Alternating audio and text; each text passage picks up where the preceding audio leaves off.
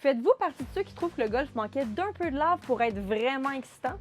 Je demande parce qu'en moyenne, 919 000 personnes ont assisté au début de la Tomorrow's Golf League, alors que le golf traditionnel de la PGA voit un déclin significatif dans son auditoire télévisuel.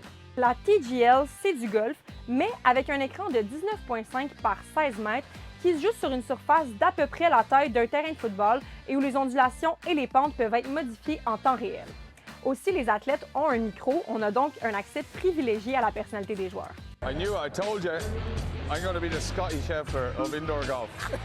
Et la compétition est sérieuse. Tiger Woods et Rory McIlroy, les fondateurs, en font partie avec les plus grandes vedettes du circuit de la PGA.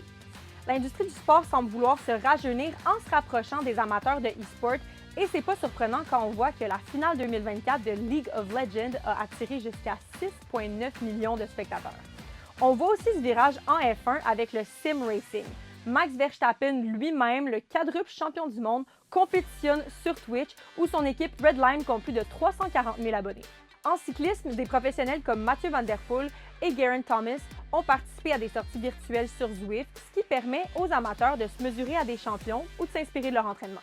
Plus récemment, le CIO a confirmé la création des Jeux olympiques de l'e-sport. Qu'est-ce que vous pensez du mariage entre la technologie et le sport?